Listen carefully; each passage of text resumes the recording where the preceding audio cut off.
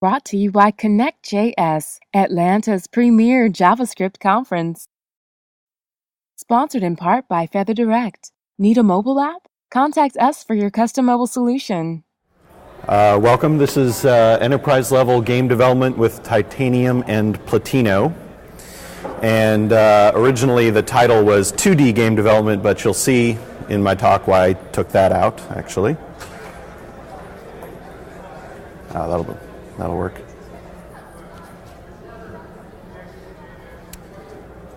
So my name's John Gould. I am president of Avatar Software, a software development firm in Nashville, and CFO of Codex Labs. We do training in Titanium, and soon to add a Platino course as well. So who am I? I have a BS in computer science and economics from a long time ago. And basically I got my start on an Apple IIc learning BASIC, learned Pascal in high school, and eventually did some crazy FileMaker programming in college. When I finally got into professional programming, I started out with ASP and VB6. Graduated to VB.NET, did some basic JavaScript, and eventually moved on to C# and SQL Server, design mostly. And now, obviously, as everyone else has, I've discovered the wonders of jQuery, and my company Avatar does a lot of Durandal, Angular work on the front end, and we use Entity Framework to hit databases on the back end, and we're doing a whole lot of Titanium and Platino development as well. Part two, I like to call myself a parallel entrepreneur. Most people are smart enough to be a serial entrepreneur where they create a company and then sell it and then create a new company, but I like to just create them all at the same time. So I'm founder, owner, president of Avatar Software, founded in 2003, co-founder, CFO, and co-COO of Codex Labs. And we just started a technical staffing company a few months ago, so we do IT staffing now. And also VP of development of Moco Computing, which is doing some mobile apps with some gamification built in too. And finally, this is something new that actually you guys are privileged to be the first to know about this, but I'm starting a new company called Blackgate Games. And so right now it's just me at the moment until we can sort of build up. So I'm sort of the chief everything officer of that company so far. And yes, the answer is I'm very, very, very busy. And my wife forbids me from starting other projects because it's just, she sees my face occasionally, but she's starting to forget what I look like. So, just kidding. So, how do you get started with Platino? We're just going to go over the very basics really, really quickly. The company is called Lanica. Their website's lanica.co. You go to the download area. You have to create an account, sign in, download the trial versions. They also have a Ruble on GitHub, which will basically give you a new project in Titanium to create a Platino application. And before I move on, I actually got a question before the talk of, once you download the trial versions, you get a bunch of zip files. What the heck do you do with those things? So let me just show you real quickly what you're supposed to do with those. So basically, they just go in where all the other modules for Titanium go. So if you just go into here, and you can talk to me later if you're doing this on Windows, it's just as simple. Go into Library, Application Support, down to Titanium, come on. Titanium. And it goes into this modules folder here. So when you download Platino, you'll see it's quite clear which ones are specifically for Android, which ones are for iPhone, and then there's one common JS module that you have to put into this folder. And you just unzip them into folders and just drag them into here, and then they'll be available. So there's the physics engine, there's the main gaming engine, and a few others get added on there. So that's how you install that.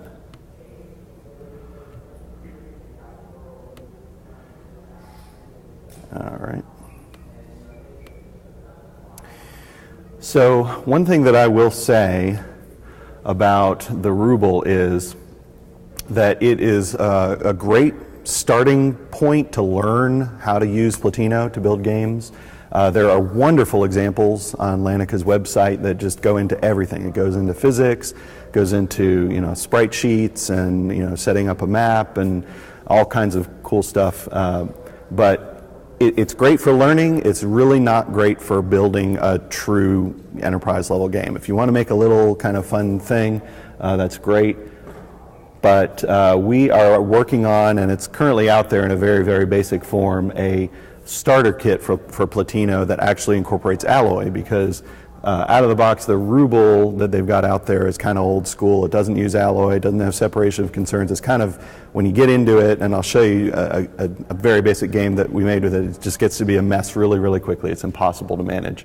So I'd recommend going out to get our starter kit, or heck, make your own if you like.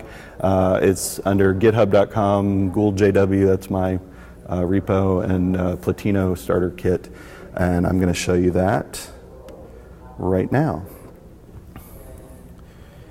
So I'm not going to get into it right now. I'm going to get into it in just a minute. But basically, you'll get this Platino starter kit, and you'll notice that it actually has the Alloy icon, which is a good thing. And I'm just going to run it real quick, just show you what it does. It basically does the same thing that the Platino Ruble does, which is just show a red box on the screen. So you know it's working. Yay, it's working. And if you click on that, you say, now you're gaming with Alloy, yay. So it's definitely the way to go once you decide, okay, I'm going to make a real game now.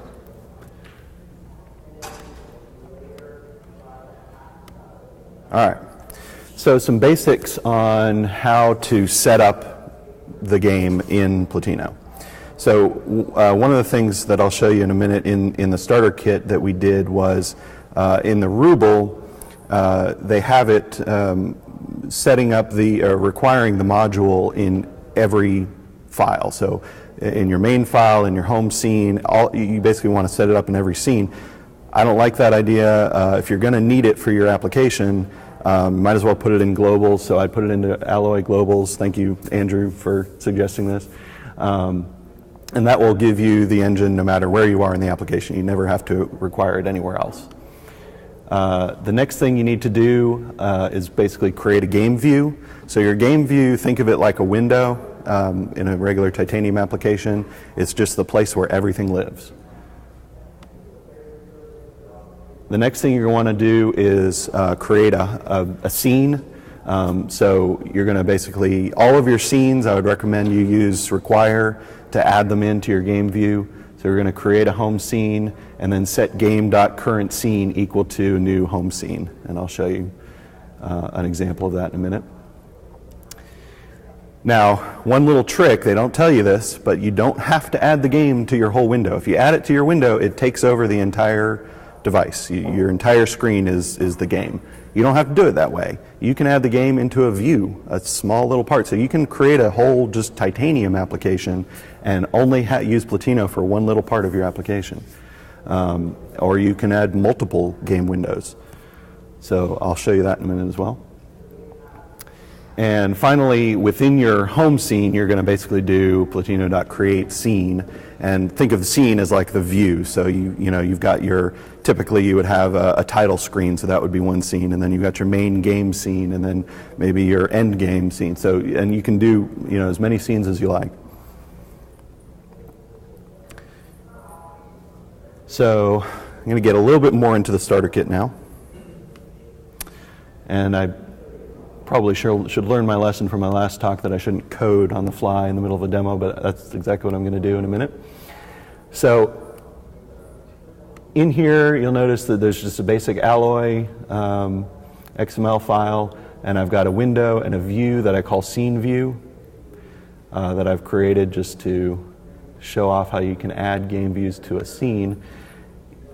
And back here on the controller, index.js, I'm just setting window and, scene view to those objects. And then at the very end of this junk, I'm basically doing window.addGame.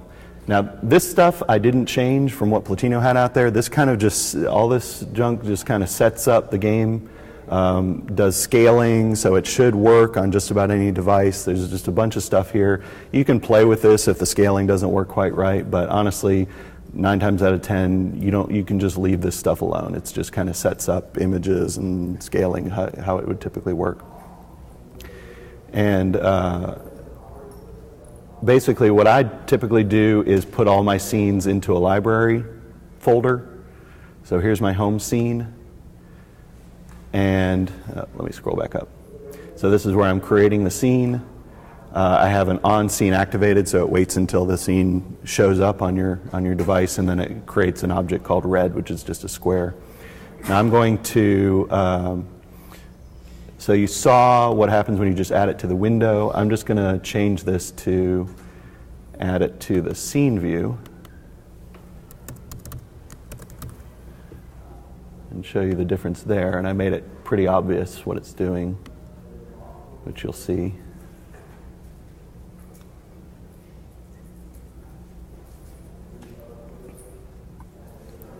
And so instead of the entire screen, I've got a red box around my scene view, and that's where I'm creating my game. So I can do anything else around there. I can do tabs, I can do a regular titanium application.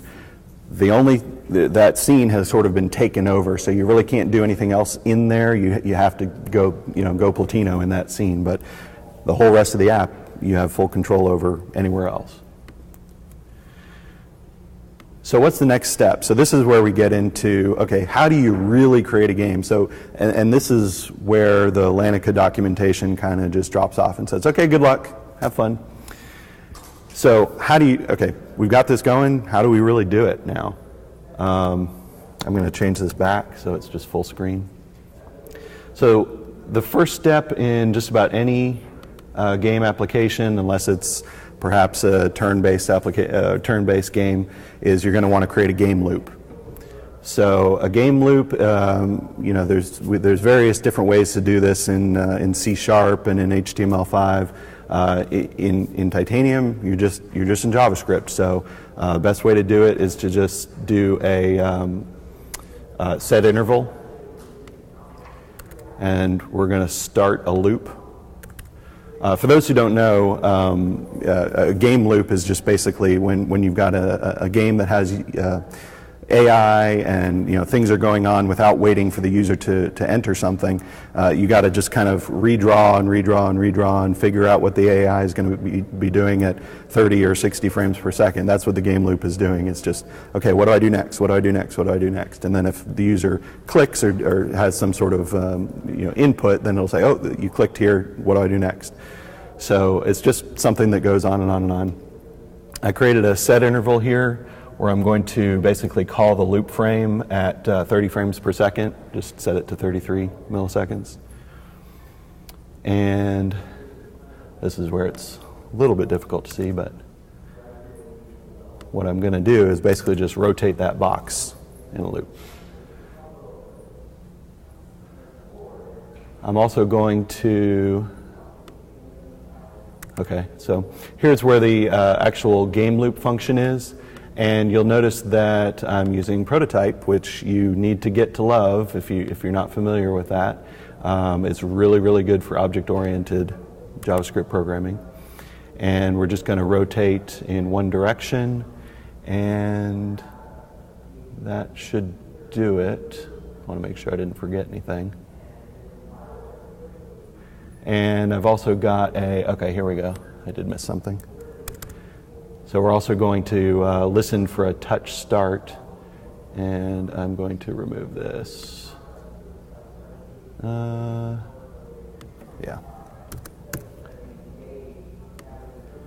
Get rid of the now you're gaming with Alloy.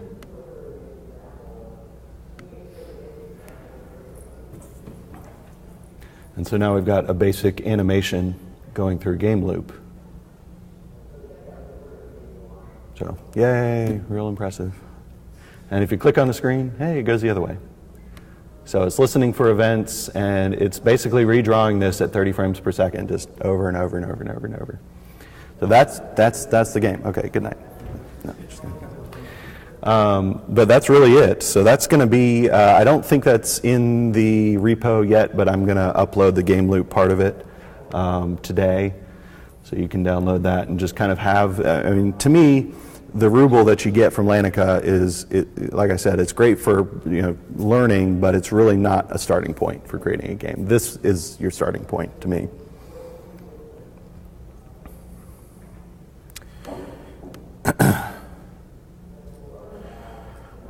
All right. So before I get into some more advanced concepts, where do I go to learn to use Platino? Well, there is the Lanica documentation, docs@lanica.co/docs. It's so-so.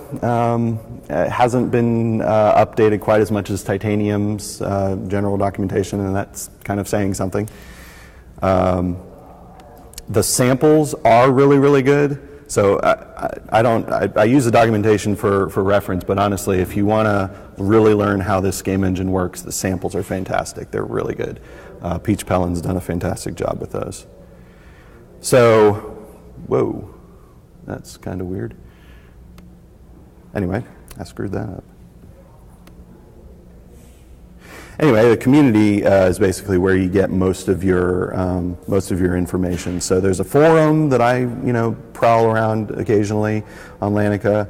I put up there one of my previous endeavors, this that I did for the TyConf in New York, the Mobile Dev Wars demo. You can download that. At Peach Pellin she's actually a really good resource. She's sort of the public face of Lanica, and she'll answer questions. I mean, she's really good about that. And I don't know what I did to screw up this slide, but anyway, we're also going to be on codexcast.com. We're going to be doing some Platino webcasts, so keep an eye out for those. And also me, Avatar John, and, feel free to ask me questions. I've learned quite a bit working with Lanica. So now we get into, okay, we're serious about building a game. We want to build an enterprise level game. What I found is that it's really easy to forget some of the basics that you know what you're supposed to do. So one of them, source control management, absolutely critical. I've made this mistake of just losing an entire day's worth of really complicated math that I had to rethink through, and so just the basics. Source control, obviously my favorite is Git for Titanium. We use Team Foundation Server for Visual Studio projects. It kind of sort of works with Titanium, but not exactly perfectly. And obviously, whatever you prefer, but definitely don't forget to use source control management. This is key separation of scenes, which is basically separation of concern. So definitely use the Alloy toolkit and separate out your scenes and use require to build your game so that it remains manageable. So Alloy's your friend, and make sure you reuse libraries. Again, this is stuff you already know. If you don't already know it, learn to love prototype. You've got to do object-oriented programming. It's just going to be impossible to build a decent game without doing real objects using prototype and JavaScript. And I would definitely recommend this book, eloquentjavascript.net. I didn't write it, but it's really fantastic. And we do agile development. I think in game development, waterfall just doesn't work. It's just, there's too many changes. You get through it and you say, oh, well, wouldn't it be better if it worked like this instead of that? And things change. So we try to do, in our general development, we do agile and we do scrum meetings, and you can get into extreme programming and lean. And lean is really just limit work to capacity and continuous process improvement, which is just kind of fancy ways of saying just, adapt to changes. So, more important than ever when it comes to game development, problem solving and creativity. This is going to be critical because there are really tricky things that can happen in a game that you don't typically run into in enterprise, business application development. You really, really have to think through the math sometimes, or sometimes go out and let Google be your friend and find stuff. And performance is absolutely critical in games. You want to try to get it to 30 frames per second if you can.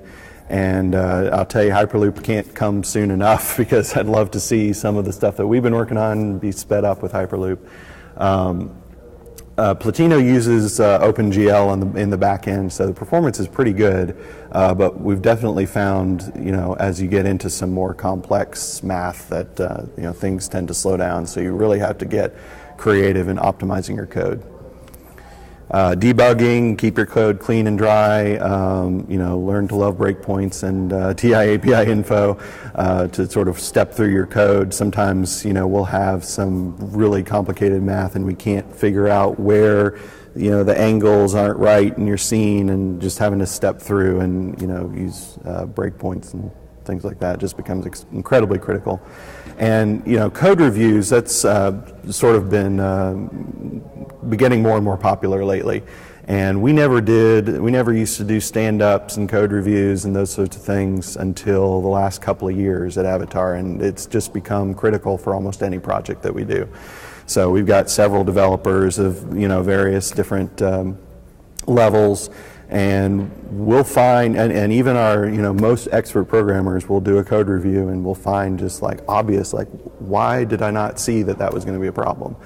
It's just critical when you're going through the Agile process. We'll typically do weekly or bi-weekly code reviews, and depending on the project, depending on the how quickly we need to get something done, we might do daily stand-ups, so we might do weekly stand-ups, just to see how everyone's going and make sure things don't get off track.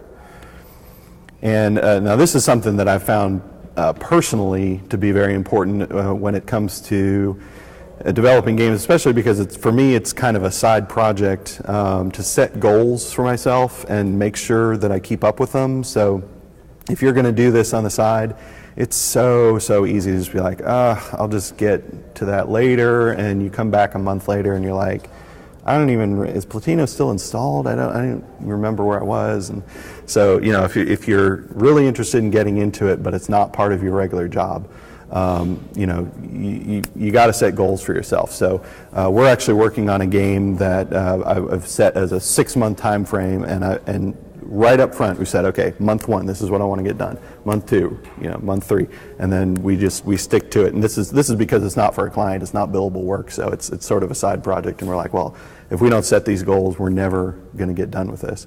Time estimation is something we've constantly struggled with, and that becomes critical when you're working on something as complex as a game could be. And finally, this is something that you see a lot in in business application development, but it's even more so when you're dealing with games, because you have so many different disciplines that have to come in. You have to deal with artists, you have to deal with game designers, and they don't all think like programmers. So you have to learn to communicate in their language. So we've, even websites, we've dealt with, graphic designers who, create their beautiful website, and we put it up, and there you go, it's exactly like you said. And they're like, that shadow is not at all like a drop shadow. It doesn't look at all like I wanted. And you're like, who cares? But they care. You can't say that. You cannot say that to a graphic designer. It's some of these things are really critical, and you have to learn to communicate with people from different disciplines and understand what they think is important. So what kind of games can you realistically make with Platino? This is where I had this slide in New York, and I'm going to update it today. So typically what Lanica recommends is, you're looking for 80s style arcade, Pac-Man kind of things. You can do board games, puzzles, platforming, 2D platforming, educational, and physics. There's a physics engine built in with Chipmunk 2D. I haven't added it to the slide, but I'm going to show you later that we can also potentially do sort of 3D games, even though it's a 2D engine. But for now, I'm going to just do a quick demo of a game that I did for TIE Conference a few months ago. So this was using just using the out-of-the-box Platino Ruble. and you'll see why I've kind of abandoned this project, because it's gotten way, way, way complicated. I'll just go ahead and show you what it is if you haven't seen it already. We'll just do that. So it's basically Space Invaders, except I replaced everything with different icons from different mobile development platforms. It might take a little while. And this is something that I put together in a week. It was quite simple. I started off with one of the examples that Platino had on their website, or Atlantica had, and basically created this sort of clone of Space Invaders. And it's not perfect. Like I said, I worked on it for one whole week. Only that first guy shoots for some reason. But a couple things to note here, that some of the things that are built into Platino, the background of stars is random. That's actually a particle. So there's a particle creation tool called Animo Particles, and you can use it to do all kinds of cool things, like the explosions when you shoot these guys. Those are all randomly generated particles, and when you die, that's a particle as well. So I don't know if you heard that, but there's actually some sound in there too. So obviously supports sound. And like I said, I haven't created the nice game over and restart screen or anything. So when it's game over, you kind of have to start over. But let me just show you real quick what went into this. And like I said, this is sort of an old school titanium application. And if I can find it, yeah, here it is, home scene. So this is the whole thing, lots and lots and lots of code, all in one big file. Isn't that nice? Yeah. Okay, there we go. So yeah, that gets pretty unwieldy pretty fast. If I were to want to add some things to this, I'd probably just start over with the kit.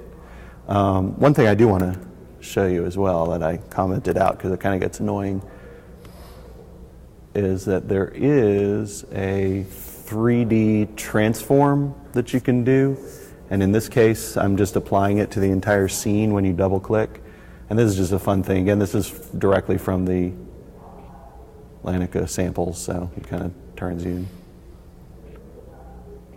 Kind of a neat trick that Atlantica showed me how to do. So it has a few kind of neat 3D effects. So the question is, all right, that's nice and all.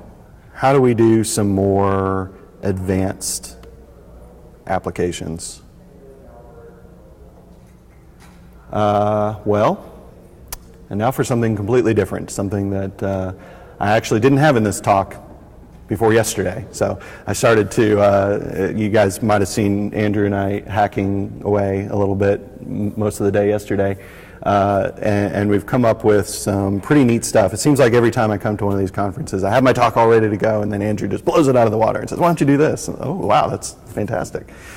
So we got a little bit creative. Now, this is actually, the first thing I'm going to show you is something that I've been working on. Basically, I'm working on a 3D dungeon crawler game, and it took some creativity to try and figure out how do I do a 3D scene in a 2D engine. Right, just like that. So my first approach was to fake it. So you can actually do 3D transforms. You can take a square, for instance, and turn it like this. And if you've got the camera angle right, it looks just right, which is perfect. And you can turn it like this to make a floor, and turn it like that to make a ceiling, and do all that. But it is kind of fake because you can't actually take the object and push it back in the scene or pull it forward, or once you turn it, it's still a 2D object. So it looks 3D, but it's actually still 2D. So it's kind of a fake effect. It's just an optical illusion, but it actually works pretty well when you do it right. And that is where I've got 3D test. And let me show it to you first. So this is built with our toolkit.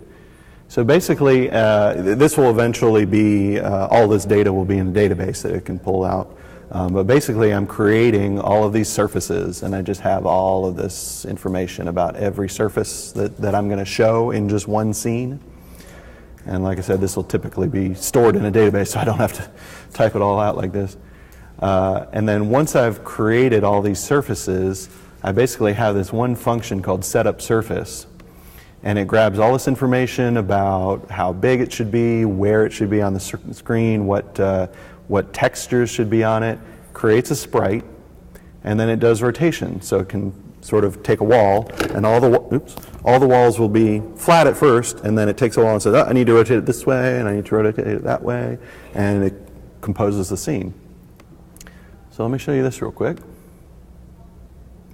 I believe this also has the scene in a view, because I had the idea of the scene would be in one square, and then you could interact with, other aspects of the game in another area.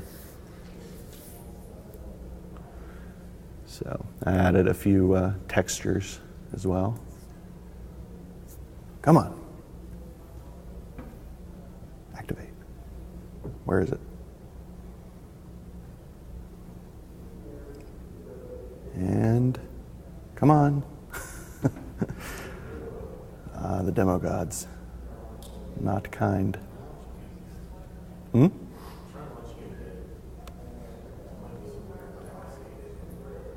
This was working.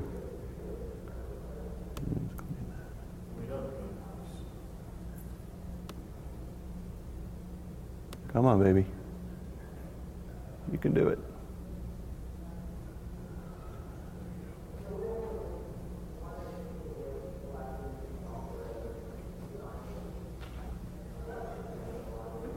Am I going to have to do it on the iPad simulator? Man, I hope not. There we go. Sweet. Just took a while. All right, and there's my scene. So I've got floor, and I've got sort of two corridors on the side, and you can change those just by changing some numbers and all that data. And even the sky is actually just squares that have been rotated up. So actually what I wanted to do was show you kind of in slow-mo what's happening. So it instantly renders the scene because I don't have any delay on it. But if I show you this, if I just add a little bit of a delay, I'm just going to make it a 5-second delay on that, and 5-second delay on that one, and hopefully this will build much faster. And you'll see what it's doing is it's just grabbing a bunch of 2D images and then gradually rotating them out to where they're supposed to be. So, and it's doing that. There's stuff in the background, there's stuff in the foreground, so it's got to be laid out in a very specific way. Now, here's where this is fake. So I thought, okay, cool. Well, now I can just, move the camera forward into it, and I should be able to see everything moving, and I can have a real 3D game. This is awesome. That doesn't work because it looks 3D, but it's all on the same. It's just an optical illusion. So when I click on here, and I added a little click event where I can drag and look around in the scene, you can see that it's all crazy. So if you kind of drag it over there, and you can see it's kind of a weird thing. So basically, you can see that these are all just squares, and they're different shapes and things, and they're all just kind of it's just tricking your eye. So yeah, that would work if you're kind of doing a Myst style game where you're just like seeing a scene and then you move forward and then it wipes it away and redraws the next scene and then you turn, and if you didn't want to like move through the scene in sort of a more modern, realistic fashion, that would be okay. That works, and hey, the performance is great. There's really nothing happening. There's no movement happening. So that's more for a turn-based 3D game. But what if you want, real immersive? Well, you can, there's Unity and there's other game engines and things like that. But I bet you can do it with Platino. There's just a trick to it. Oops, there we go. Oop, there we go. So you got to think like it's 1995, and you are working for Carmack at id, and you're building Doom or Quake or something, and you don't have 3D rendering. It doesn't exist. You got to think like that. How did they do it? How did they do Wolfenstein? Basically, you have to use these pre-3D methods, and what we came up with was raycasting. Hooray! So we're kind of kind of going backwards here, but with the 2D engine, this is the best we can do. So courtesy of playfuljs.com, Andrew found an HTML5 raycasting demo that's mostly JavaScript, a little bit of HTML5 built in. That's what we were hacking on yesterday, saying, I bet we could get this working with Platino and Titanium. So what is raycasting, if you don't know?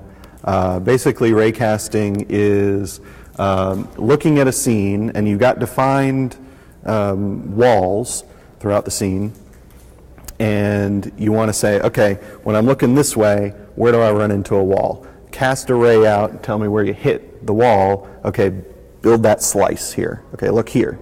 Now, where's the wall there? Build that slice. Go look here. So it's casting these rays out, and if you see on the right there, it's kind of building these chunks of the scene.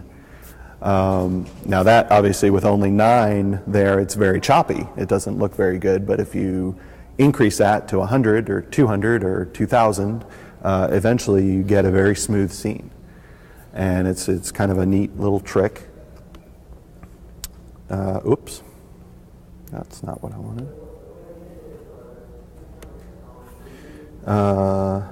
So, I'm not going to walk through all the math that's involved in that, because it's a lot. There we go. But in a single day, we got this to work. So you'll have to forgive us. It's not optimized. It's not pretty, but it's pretty awesome. Let's see, where was that? Raycasting 3D test. If you want to look at the code, I'm happy to give it to you. There's a whole bunch of math. There's cosines and sines and all kinds of stuff that I haven't thought about in 15 years. But it's basically doing what I said. And there's some issues with it. It's literally about 5 hours of programming to get this to work, pulling something from something that was already built. But basically it builds a randomly generated scene with randomly placed walls that are, a little bit blurry, not particularly great, but you can move around, turn around, oh, there they are. And you can look through the scene, you can move into the scene. And it is choppy because we divided it up into 100 slices. But yeah, there you go. Wolfenstein. Woohoo! That's using a 2D engine. That's pretty awesome. So there's a lot you can do, but you really have to look around. You really have to be creative. I literally had no idea how to do this until yesterday. And Andrew, showed me this really cool thing in HTML5, and we basically just took everywhere where it was rendering to a canvas, we just rendered to a sprite, and all the math just worked. So we had to work out a few things with, exact placement on a device, but yeah, it just kind of came through. Yeah, there we go. Yes, sir. So can you explain, actually what's going on when you move the camera through here? Mm-hmm. Each loop. Yes. Calculating all those rays every time? Absolutely. In fact, it's calculating right now. I'm not moving, and it's calculating at, I don't know if I have this set to 30 frames per second, but yeah, every second it's re-rendering. So there's some tricks to that. Obviously, there's some optimization that you have to do, and frankly, the first time around here, this was really choppy and really didn't work. So one of the things you have to make sure of is that we basically have an array of I think it's 160 slices right now, and the first pass, when you first start up the game, it creates all 160, and then it doesn't create them again. It just either hides them or shows them, or changes the location or the height or whatever. And so I'm not recreating them every time. It's got the 160 and it just kind of moves them around. But yeah, every 30th of a second, it's redrawing that. So once we got that working, like I said, the code was kind of already written for us, kind of cheated. So basically moving through the scene was easy. All you do is you just move the camera and say, okay, now I'm going to move forward, and it's continually redrawing the scene no matter where you're looking, where you're moving. One of the little tricks that we couldn't get done in 5 hours yesterday was that the walls are supposed to be It was supposed to look normal, like a wall with actual, a graphic going across. And the reason it looks like that is because, and this is where the Atlantica documentation really falls down, and I'm going to probably tweet to Peach this weekend and say, how do you do this? So what you have is we have a wall image, which I can show you real quick. And what it's supposed to do is not only place a piece of the wall image, but also crop it. So you see that square wall there, it needs to grab it needs to crop that part of the wall on the left side and place it there, and then crop the next piece, and then crop the next piece, and crop. So I hadn't figured out how to do that. All I can basically do is squeeze it down and place it in place, and so it kind of gets this blurred effect. But things like that we'll be able to work out. I mean, there were lots of aspects about this. I was really quite nervous about putting this in the talk. About 4 hours into it, we were like, "Are we even close?" And then 1 hour later, we're like, "Yeah, we got it! Awesome!" So, yeah, this was pretty tricky, but I'll be happy to post this code out there as well. Anyone else have a question about that? Sure. So you start this game. Oh, sorry. You're putting 5 hours of whatever coding. So Yeah. I guess my question is, it's cool. Technically, it's cool because I'm learning how Doom and everything was created, right? Yeah. But why have you chosen to put time and effort into this and not a real 3D engine? Learning how to, Yeah, basically because Lanica built Platino for titanium, and this is a titanium conference. And did you want to talk about that? Because doing real 3D in titanium is a waste of time until Hyperloop comes out. Well, that too. It's just too expensive for that. Anything other than 3D, processing expensive? do what? When you say expensive, processing power? Time. And Crawl is just too slow to do 3D, proper 3D. But when Hyperloop comes out, even the current Hyperloop that's out there now, it can't do 3D. That's one limitation that titanium really has. You don't want to do 3D with Crawl. It's too expensive time-wise. Yeah, you're going to want to use Swift for that. So short of writing, C code or whatever, getting lower and lower in the stack, if you want to use the tools that titanium offers, you can't do. It's not good to do 3D, or you can't do 3D. Not yet. I didn't say that. Well, keep in mind, you can use Hyperloop today in titanium current, and so you can do that. And then we need to screencast that because that process has changed a little. But you can do that just doing it with Platino. Platino is using Crawl, as far as I can tell. And as long as it's using Crawl, it's not going to be a 3D engine.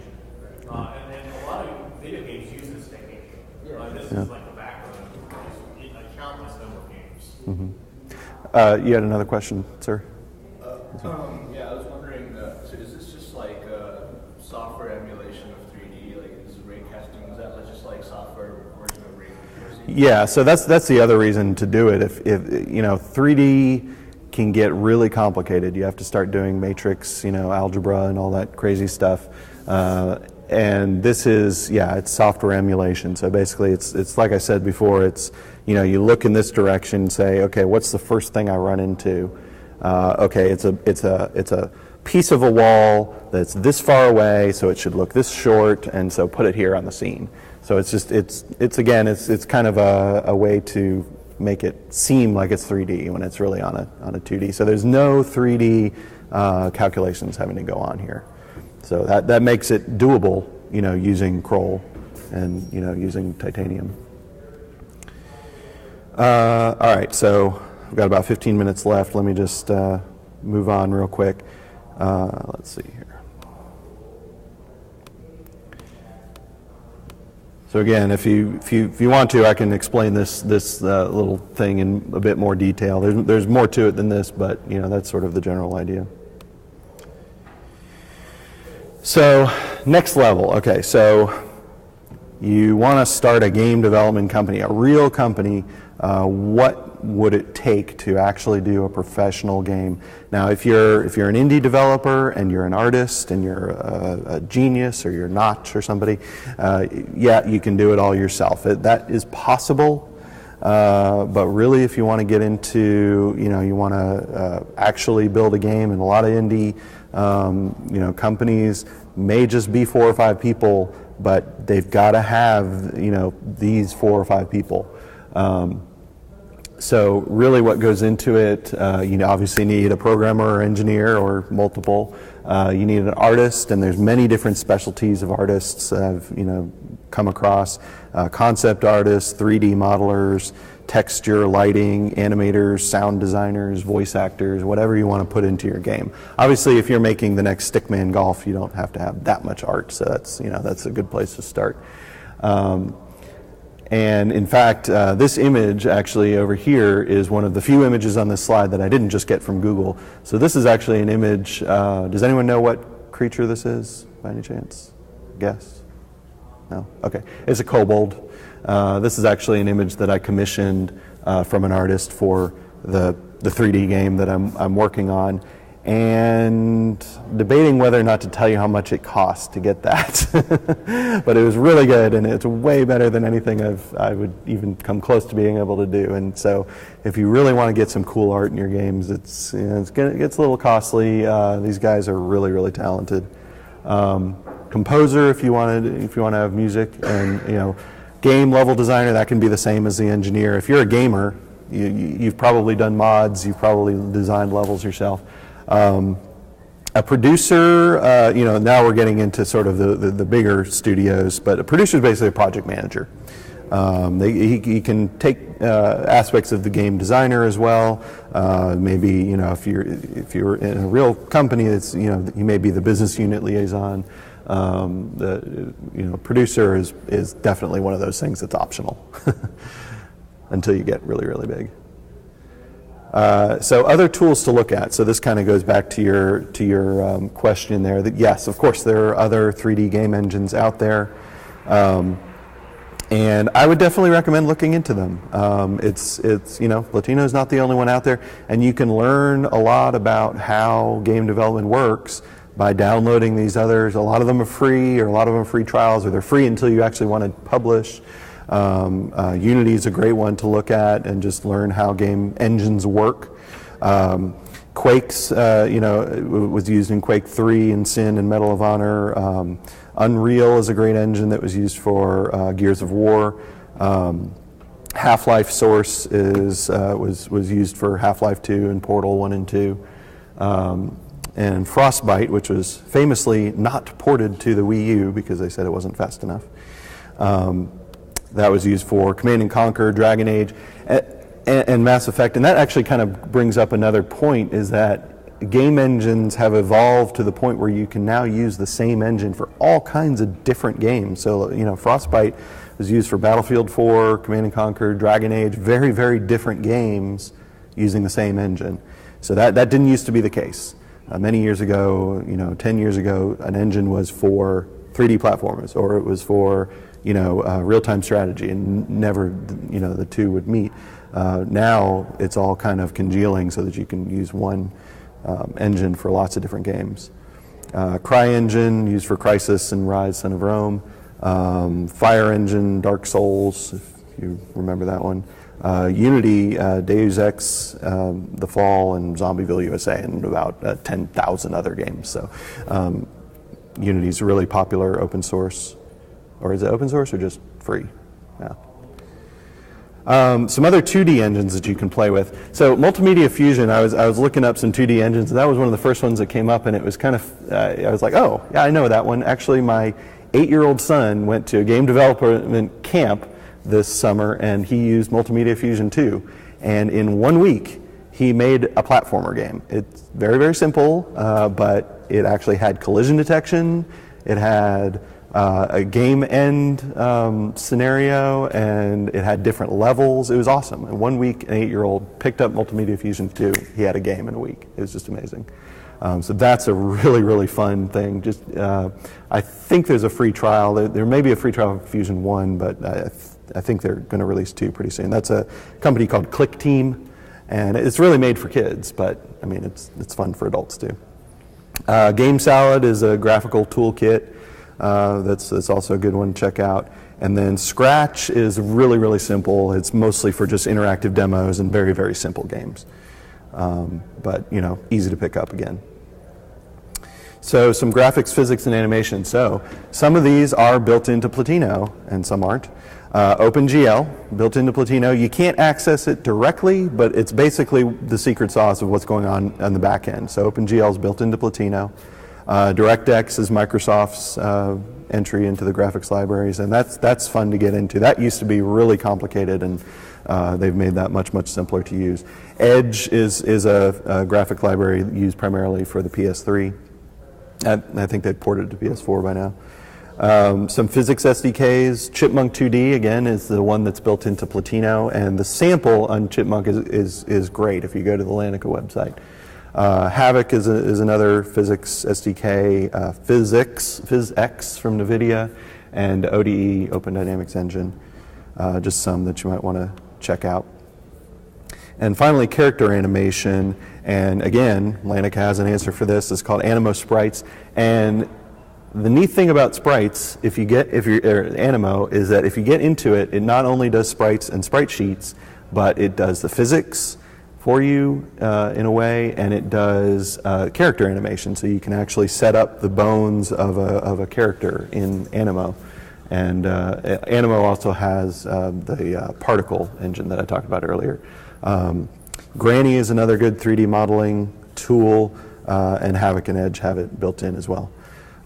So some of these you can use along with Lanica. Some of them I'm just throwing them out there for you to take a look at if you're interested in game development, to just see how they work. And finally, again, I'm John Gould from Avatar Software. Haven't updated our blog in a while because I have 5 companies to run, but I'm going to add a few more on Lanica in the upcoming couple of weeks. And I am pretty active on Twitter. I can't get my brain wrapped around Facebook right now, but I'm on Twitter all the time. Codex Labs, we have a Twitter account, and Codex Casts is going to be we've got 5 or 6 videos out there. We're going to be putting out more videos, primarily on Titanium, but we're going to be adding some Platino casts as well. So we'll link to, that's linked from the Codex Labs website, or you can just follow Codex Casts. And then finally, game development. This is something that I literally set up last week, Blackgate Games. So I don't have any tweets out there, and we don't have a website, and there's a whole bunch of stuff that we're working on, but none of it's public yet. So that's going to be our game development studio. So that's it. Thank you very much.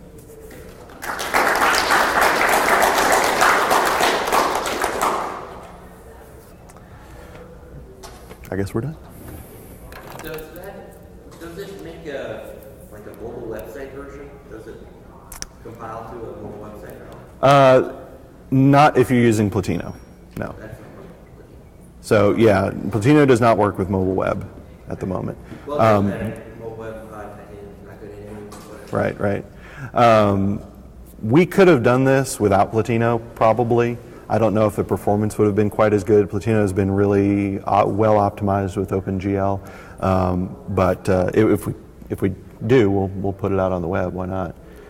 We've actually got a site called Try Titanium that allows you to build a game using just pure titanium on the web, and if we figure this out, we'll put that up there too. Anyone else? Yes, sir.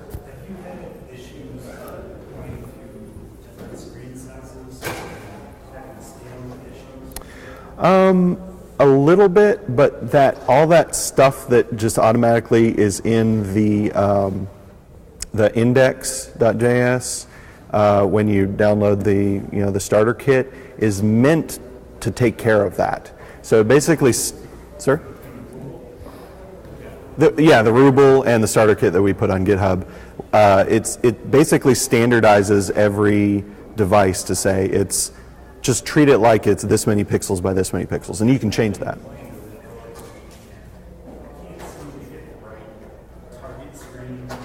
Yeah, it's tricky. You kind of have to play with, let's see. There doesn't seem to be very good documentation on what the difference between game.screen, width, and size,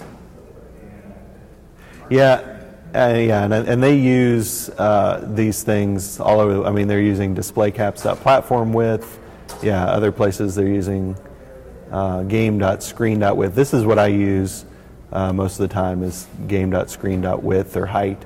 But yeah, I'll agree. It's the documentation is abysmal, and it's not always clear. So what I usually end up doing is kind of fiddling with this, and sometimes I have to put in, okay, if Android do this, if iOS do that. So yeah, that's kind of an issue. So we'll work on that for the starter kit and see if I can get.